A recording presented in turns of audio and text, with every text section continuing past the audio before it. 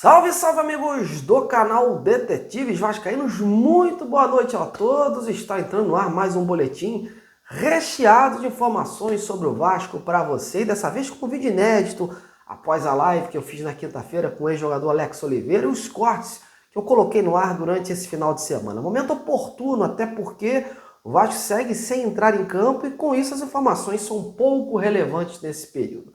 Mas hoje está diferente, hoje teve sorteio da Sul-Americana, o grupo do Vasco está oficialmente definido, a gente vai analisar, vai reagir aqui a esse cenário e debater um pouco sobre esse assunto, já que é uma das competições, né, que o Vasco foca com grau de importância na temporada. Além disso, vou trazer informações do período de treinamento que o time vem fazendo e falar de como está essa busca do Vasco por mais reforços para a temporada, né? O Vasco está de olho aceso aí nessa janela doméstica. Então, ó, já te convido a colar aqui, deixar o like, compartilhar o conteúdo do amigo e ser mais um inscrito do canal. Venha abraçar esse projeto jornalístico que precisa muito do seu reconhecimento.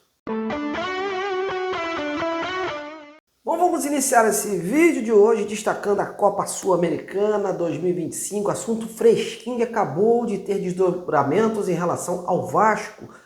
Finalmente a Conmebol acabou aí de realizar o sorteio dos grupos e os adversários do Vascão já estão definidos.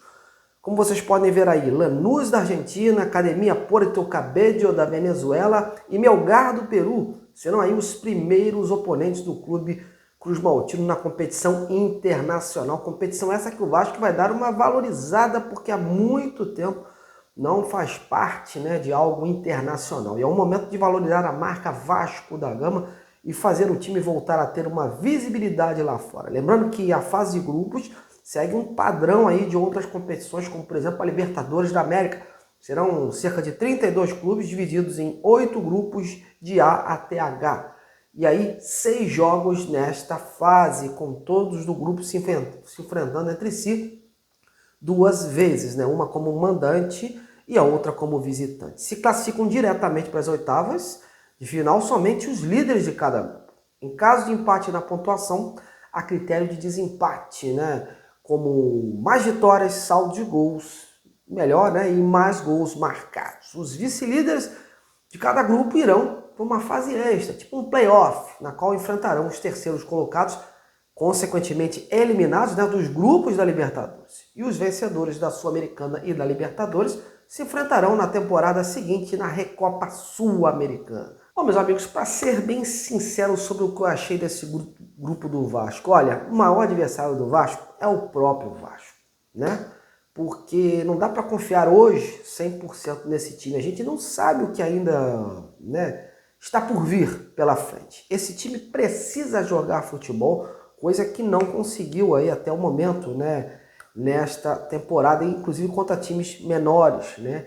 E acima de tudo, Sul-Americana é competitividade. Tem que saber competir e jogar. O grupo em si, olhando os grupos com base em Corinthians e Vitória, né? E como o Vasco não era cabeça de chave, eu achei esse grupo aí acessível, né? Em caso o Vasco tem a obrigação de vencer os seus 3 jogos. Não pode deixar pontos pelo meio do caminho.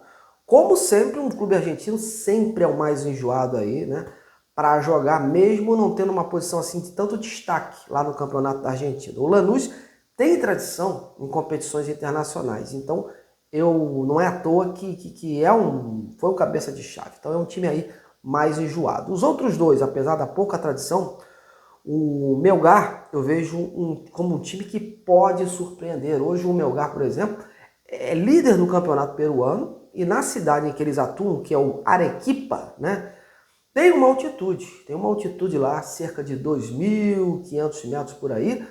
Não é muito alto, mas para quem é do nível do mar, né, dizem que sente bastante na hora de respirar, né? Obviamente que o time do Vasco é mais qualificado, mas o Melgar não é esse time bobo como estão pregando por aí. Sobre o Puerto Cabello da Venezuela, a gente pode considerar aí o mais fraco. No campeonato de lá é meio de tabela, no passado também terminou nessa situação. Seria uma espécie de zebra, de azarão, né? Enfim, as cartas estão na mesa, meus amigos, mas o Vasco, ó, tem que jogar futebol, não concorda?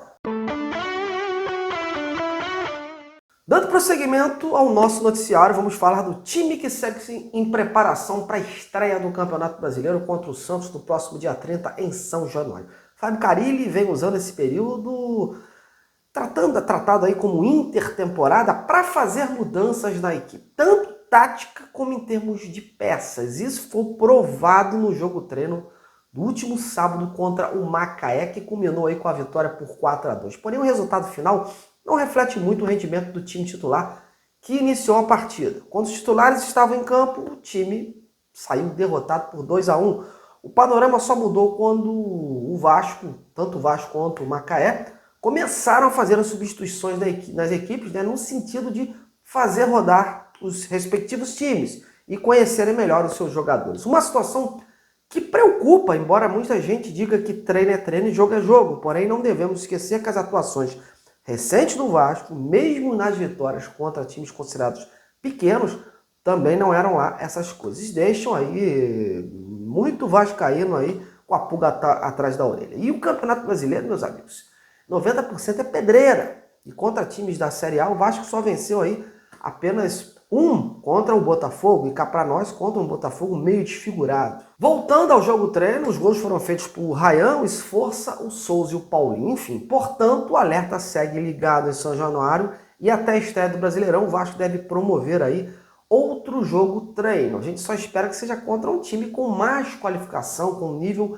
maior de competitividade, porque o próprio Carille havia dito na última coletiva, né, que esses jogos treinos aí ele esperaria, né, contar com equipes que pudessem testar melhor o Vasco. E com todo respeito ao Macaé, esse não é um time mais adequado para um teste à altura, visando aí o Brasileirão. E aí a gente acaba entrando num outro assunto que reflete diretamente esta situação, que é a necessidade de mais reforços para o elenco ficar mais encorpado. Eu já tinha informado aqui em vídeos anteriores, até na live passada, e hoje o próprio Globoesporte.com trouxe também uma informação parecida. O Vasco está ciente de que precisa dar mais peças para o Carille e segue no mercado para reforçar o elenco, né, meus amigos? E aí eu complemento, essa necessidade também vai de encontro, até para que o treinador, além de ganhar opções no grupo, possa, com esse respaldo, né, ser cobrado de forma mais efetiva mais adiante, através dos resultados em campo. A ideia da diretoria também é aumentar a competitividade nas posições e tirar o jogador, né, da zona de conforto. Há posições aí que a gente vê claramente o atleta se sentindo titular por não ter um substituto à altura. Isso muitas vezes, inconscientemente, acaba gerando uma certa acomodação, né? O Alex Oliveira até falou isso na live passada. O jogador vendo, né, no banco um atleta em condições de tomar a sua vaga, provavelmente vai trabalhar muito mais para mantê-la. E o Vasco identificou aí também que por conta do calendário repleto de disputas, né, tanto de Copa do Brasil, Sul-Americano e Brasileirão, precisa ter um elenco com mais opções aí para que o nível do time possa ser mantido em campo, naquele momento em que um titular fique fora, seja por lesão ou por suspensão por cartão. E das posições que estão sendo vistas, a prioridade ainda é um atacante de lado, né? O Vasco trouxe o Garré, que também pode atuar por ali, né, como meia de ligação na vaga do Coutinho. Trouxe o Nuno Moreira, que além de ficar mais na ponta esquerda, também é outro jogador que pode jogar ali pelo meio. Ele entrou na vaga do Coutinho contra o Flamengo. E o próprio angolano Lloyd Augusto, que também tem força ali, mas mais pela ponta esquerda. Então a ponta direita é aí a posição que está mais sendo vista no mercado.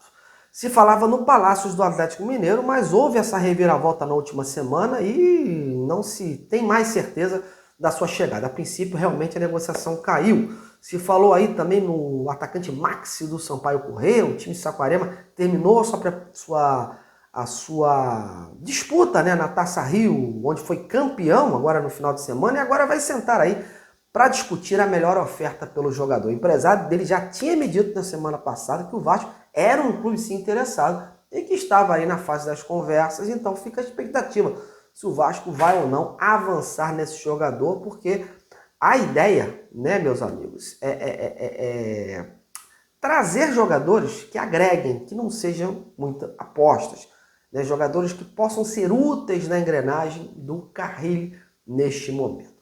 Outras posições que o Vasco observa, mapeia o mercado, são de zagueiro e volante, embora haja aí rumores que a lateral esquerda também seja uma posição que o clube pensa em se reforçar por conta de apenas ter o Victor Luiz para o setor, né? Muito pouco, caso haja necessidade de uma substituição ao Piton. Essas são as posições que o Vasco analisa no mercado doméstico, mas sempre lembrando que ainda há janela de julho, né? Essa sim vai servir para recalcular a rota, trazer jogadores pontuais que possam ajudar nas deficiências identificadas nesse período aí no elenco. Sobre Carille, por hora, diferente do que saiu logo após a eliminação contra o Flamengo, seu trabalho segue firme lá. Naturalmente, o Vasco considera que os reforços chegaram há pouco tempo e estão aí depositando esperanças, né, nesses dias de treinamento para que o treinador possa fazer esse time rodar no Brasileirão. Mas é inegável, meus amigos, que se o cara tomar 3 porradas seguidas no Brasileirão, né, a sua situação vai ficar insustentável. E a permanência idem, já que quando chegou ao clube não era nenhuma unanimidade. Mas o Vasco segue dando aí um respaldo, um voto de confiança e acreditando que as coisas vão fluir daqui para frente. Veremos, né? Bom, galera, por hoje é só, né? Trouxe algumas atualizações sobre o Vasco, destacando aí a Sul-Americana, onde o clube conheceu hoje os seus adversários. Comentem e participe. O que vocês acharam aí desse grupo do Vasco, hein? Tá levando fé nesse time nessa competição internacional? Então deixe a sua opinião e vamos interagir juntos. Estou indo, amanhã estou de volta. Grande abraço. Até lá.